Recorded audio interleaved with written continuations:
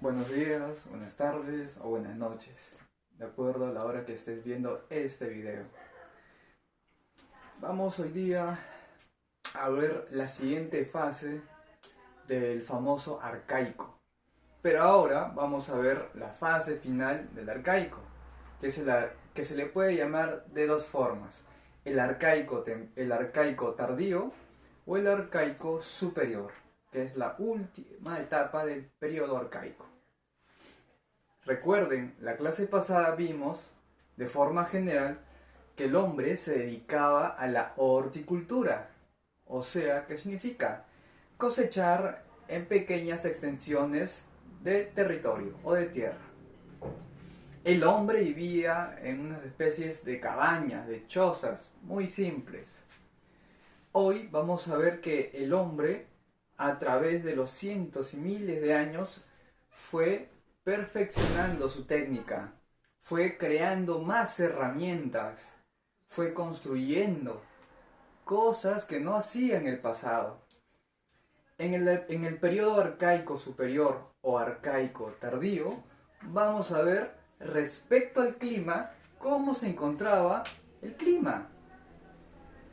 Recuerden, en la clase pasada vimos que a nivel clima hacía mucho frío todavía, estaban en plena transición del Pleistoceno para el Holoceno, lo que se conoce como optimum climatum, o sea, un clima óptimo para poder vivir, ni tanto frío ni tanto calor.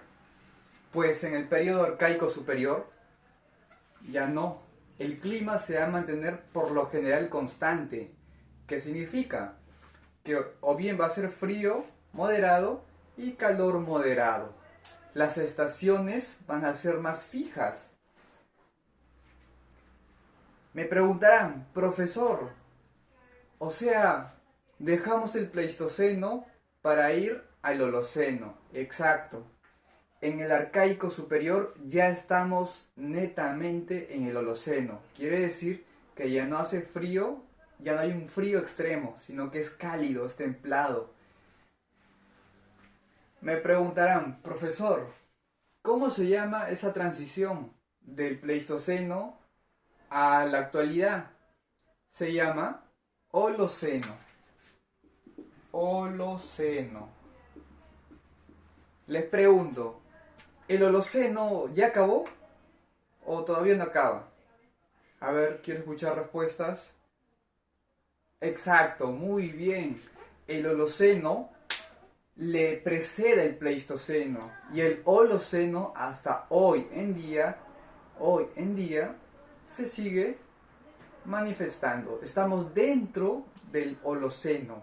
El Holoceno se caracteriza porque las temperaturas son templadas, son temperaturas cálidas, sobre todo en la zona ecuatorial y cercano al Ecuador.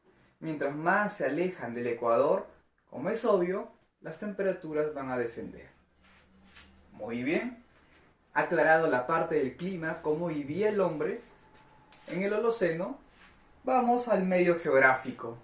¿Cómo era el relieve, la superficie en el Perú hace miles de años? Aunque ustedes no lo crean, no solo el Holoceno ya estaba en el Perú, o sea, no solo habían temperaturas cálidas, sino que la geoforma, los relieves peruanos, sea en la costa, Ande o Amazonía, prácticamente eran iguales que hoy en día. O sea, si nos vamos a 2000, 3000, 4000 años antes de Cristo y comparamos con la actualidad, prácticamente el relieve es idéntico al actual. Ejemplo, en la costa, ¿cómo era la costa hace miles de años? La costa era igual que hoy. Por ejemplo, tenía valles. Ustedes saben que los valles es atravesado por un río. La costa era ancha, producto de que los grandes bloques de hielo y nieve comenzaron a derretirse y van a despejar la zona y se van a crear los famosos ríos que forman parte de un valle. Profesor, ¿y los Andes? ¿Cómo eran los Andes? ¿Cómo eran los Andes en el Arcaico Superior? Los Andes tenía la siguiente forma. El hielo y la nieve que se había acumulado en la parte de abajo se derritió y solo la nieve se acumuló en la parte más alta, prácticamente como es hoy en día. Y profesor, ¿y la Amazonía cómo era? La Amazonía era exactamente igual que hoy en día. Eran grandes zonas despejadas de llanura, pero presentaban mucha vegetación. O sea, en pocas palabras, los relieves o el medio geográfico en el Perú de hace miles de años antes de Cristo eran igual que la actualidad, igualito, no había cambiado. Ahora vamos a los animales, a la fauna. La fauna, recuerden, en el periodo arcaico medio, los grandes carnívoros, los grandes animales, o sea, la gran megafauna, comenzó a extinguirse. Comenzó a extinguirse.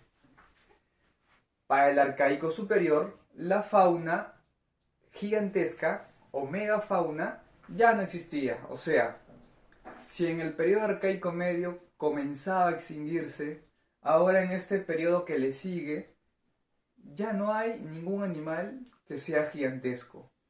La megafauna se extinguió por completo y en su reemplazo van a aparecer una fauna de tamaño medio y pequeño. Ustedes ya lo han visto. Por ejemplo, está la taruca, está el venado, está la vizcacha, el zorrandino, entre otros animales. Los grandes animales, adiós, se extinguieron para dar paso a animales pequeños y medianos. Respecto a cómo vivía el hombre del arcaico superior, vamos a ver algunas características que ya no son iguales que la anterior, ya cambia. Hay una gran diferencia. Por ejemplo, en lo que es uso de la tierra, el hombre ya no solo va a cosechar en pequeñas zonas o en pequeños espacios. El hombre, al ver que su familia, que su pueblo comienza a aumentar, ustedes saben, a mayor cantidad de personas, mayor es la necesidad de alimento. Y como el pueblo iba creciendo, cada vez había más niños, entonces el hombre tuvo que esa horticultura cambiarla, evolucionar, aumentar. Cuando la horticultura, cuando la cosecha va extendiéndose ya en grandes territorios, ya no se le llama horticultura, se le llama agricultura.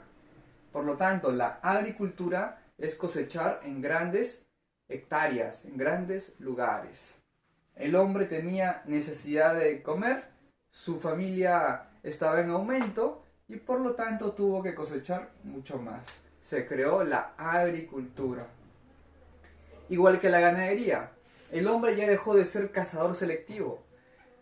Ahora el hombre va a ser un ganadero. Se va a dedicar a la ganadería.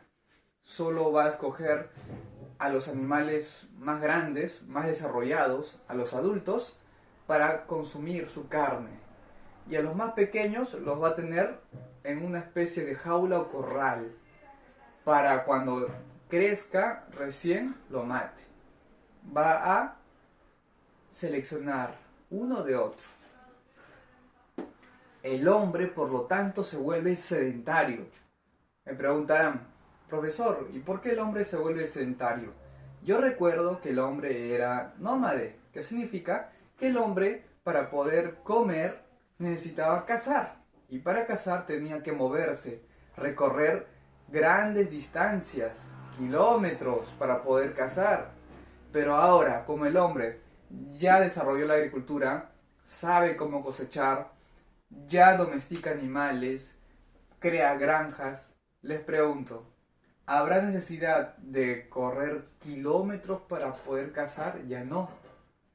Por lo tanto, el hombre se establece en un solo lugar y se convierte en sedentario.